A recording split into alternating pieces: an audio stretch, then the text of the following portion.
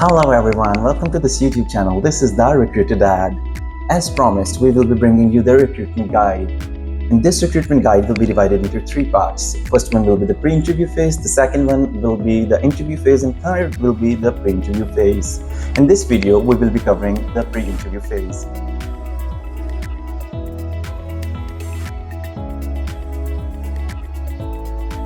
Video थोड़ी सी लंबी होने वाली है, तो what I'll recommend is कि मैं भी ऐसे ही करता हूँ, like if I'm looking for a video which is bit long than normal, what I used to do is कि I just open up the video, play कर देता हूँ background में, and I used to do my work. तो आप लोगों को भी यही recommend करूँगा, like if you're bored, आपको लगे कि यार इतना टाइम नहीं मैं निकाल सकता, तो कोई भी अपना आप काम कर रहे हैं तो इसको जस्ट प्ले करके मिनिमाइज कर दें, या just need to listen to what I am saying. कोई ऐसा विजुअल्स इसलिए मैं यूज़ नहीं करूँगा इस वीडियो में, ताकि आप ऑडियो भी सिर्फ इसकी सुन सकें, तो that will be beneficial for you. In first part, we will be covering three major things. First one will be how we can make the CV. Second will be jobs के लिए कैसे apply करना है, and third will be कि interview तक कैसे पहुँचना है। ये तीन मेजर कवर करेंगे चीज़ें इसमें। और how to make a CV में ये नहीं बताऊंगा कि यार आपने ये बॉक्स फिल करना है, इधर करना है। एक टेम्पलेट ज़रूर और एक वीडियो ज़रूर मौजूद है, वो मैं डिस्क्रिप्शन में डाल देता हूँ, और उससे आप टेम्पलेट डाउनलोड करके you can make thousands of changes. That's just a basic template. और इसमें हमें जो फर्स्ट पार्ट है how to make a CV, इसमें एक चीज़ का हमें ख्याल रखना होता है, वो ये है कि like there is a difference between CV and resume, right.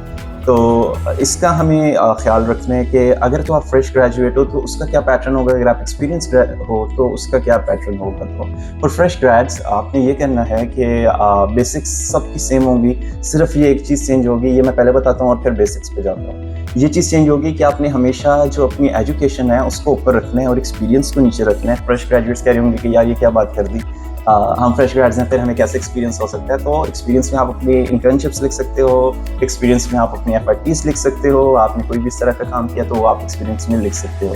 And for experience resources अगर हम देखें तो उसमें ये होगा कि आपने अपना एक्सपीरियंस ऊपर लिखना है और एजुकेशन फिर लिखनी है, ठीक है। This is the basic difference between experience resource and the fresh grade. अच्छा, अब अगर CV की बात की जाए तो CV में कुछ मैं हेडिंग्स आपको बता देता हूँ जो कि बहुत लाजमी हैं। फॉर इंस्टेंस वो लाजमी हेडिंग्स ये हैं कि आपने हमेशा अपनी पर्सनल इंफॉर्मेशन लिखनी है CV में। पर्सनल इंफॉर्मेशन से मेरा मुराद है like you have to write your phone number, you have to like your email address, and you have to write your area location.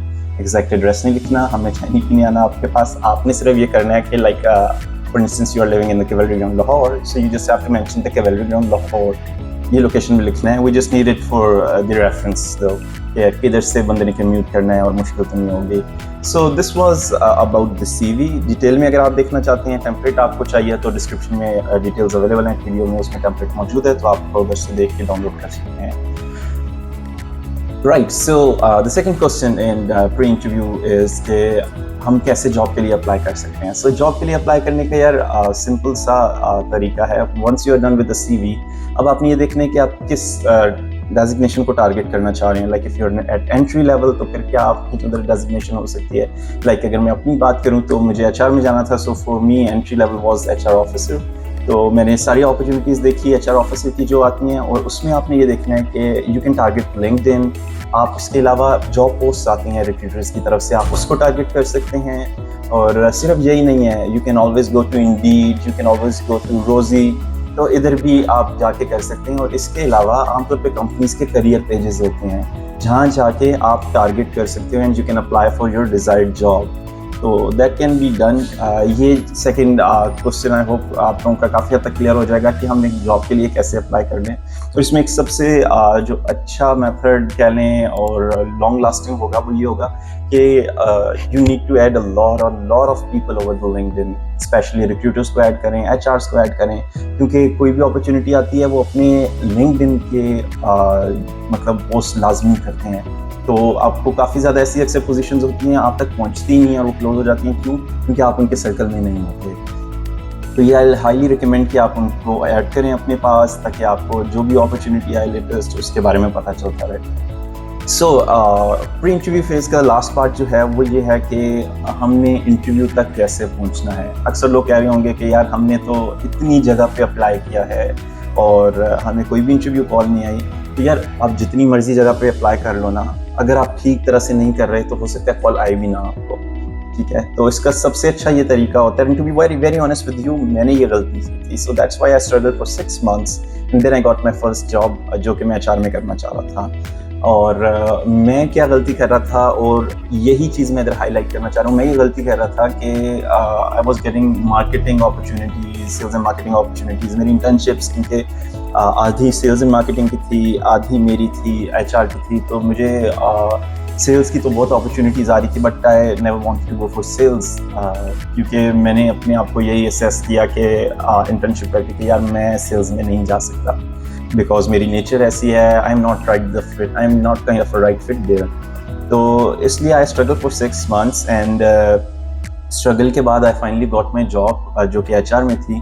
तो रीज़न क्या थी उस स्ट्रगल की, मैं क्यों नहीं पहले उसको कर पाया, सब कुछ कर पाया, उसकी ये रीज़न थी कि जब भी आप किसी जॉब के लिए अप्लाई कर रहे हो ना, तो आपने ये मेक श्योर करना है कि आपने जॉब डिस्क्रिप्शन देखनी है और उसके मुताबिक अपनी सीवी को आपने रीराइट करना है और फिर आपने उस जॉब के लिए अप्लाई करना है। एज अ रिक्रूटर अगर मैं बताऊँ तो हम ऐसे लोगों की सीवीज देख रहे होते हैं जिसमें जो हमारी जॉब डिस्क्रिप्शन होती है ना, वो क्लोजेस्ट मैच उसके हो।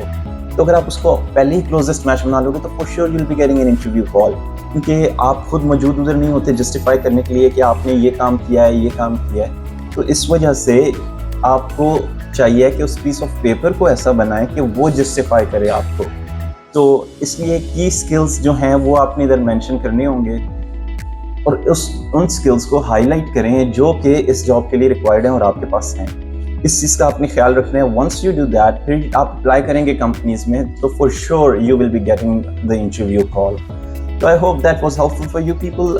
हम क्या करेंगे अब, इसमें सेकेंड एंड थर्ड फेज जो है वीडियो का पार्ट बनाएंगे, उसमें हम इंटरव्यू कवर करेंगे सेकेंड पार्ट में, और थर्ड पार्ट में हम लोग पोस्ट इंटरव्यू कवर करेंगे, जो कि उतना ही इंपॉर्टेंट है जितना इंटरव्यू या फिर इंटरव्यू फेज इंपॉर्टेंट है। Hope this was helpful for you guys. See you guys in the next video. Allah Hafiz.